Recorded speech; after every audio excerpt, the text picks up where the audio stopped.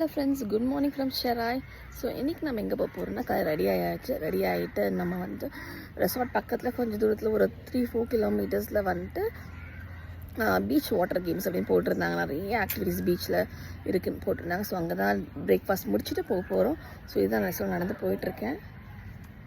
So நம்ம அங்கே போயிட்டு என்னென்ன கேம்ஸ் இருக்குதுன்னு பார்க்கலாம். Okay, bye friends. அந்த ஸ்பாட்டுக்கு வந்தாச்சு.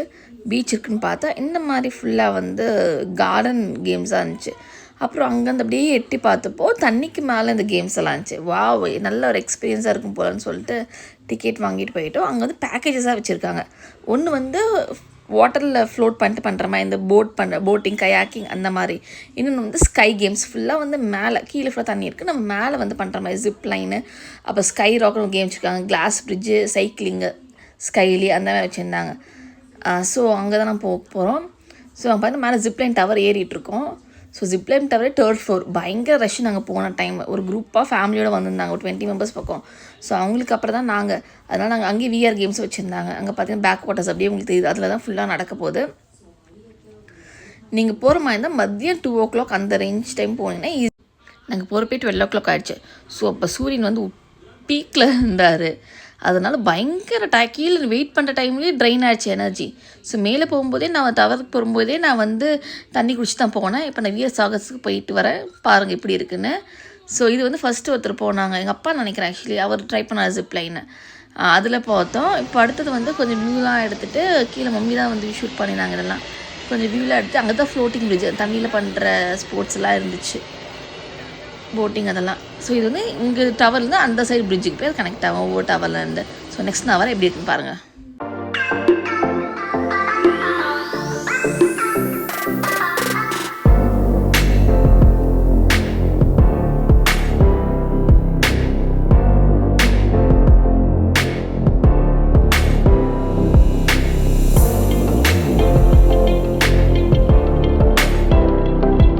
இந்த ஜிப்லைனில் நான் போகிறது கேட்டோம்னா அவங்க ஷூட் பண்ணி தராங்க ட்ரோன் வச்சு. ஸோ சூப்பராக இருந்துச்சு அந்த எக்ஸ்பீரியன்ஸ், செம்மையாக தண்ணிக்கு மேலே போகிறது. நெக்ஸ்ட் ஆக்டிவிட்டி அந்த பிரிட்ஜு மேலே நடக்கிறது. அதுதான் கொஞ்சம் திகில் ஆகிடுச்சு. என்னென்னு பாருங்கள், நான் காமிக்கிறேன். ஸோ அந்த பிரிட்ஜில் ஃபர்ஸ்ட் ஆக்டிவிட்டி அந்த தனி சிங்கிள் ரோடாக இருக்கிறது. அது ஈஸியாக வந்தாச்சு. இப்போ அங்கே வந்துகிட்டு இருக்கேன். அது கொஞ்சம் ஈஸியாக இருந்துச்சு. ஏன்னா கயிறுலாம் பக்கம் வந்துச்சு.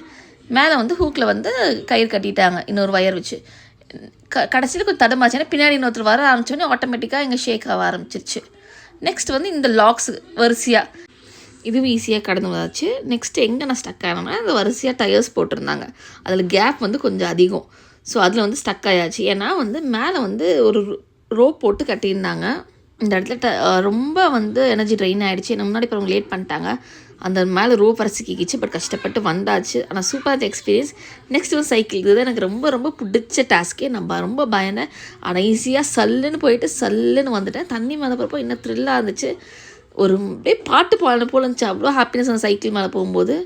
நான் ரொம்ப என்ஜாய் பண்ணேன். நீங்களும் இந்த எல்லா கேம்ஸும் ட்ரை பண்ணுங்கள், எக்ஸ்பீரியன்ஸ் பண்ணுங்கள் கண்டிப்பாக. பட் கொஞ்சம் வெயில் கம்மியாக இருக்க டைம் போங்கன்னா இன்னும் ஹாப்பியாக இருக்கும் உங்களுக்கு. எனர்ஜி ட்ரெயின் ஆகாது ஈஸியாக.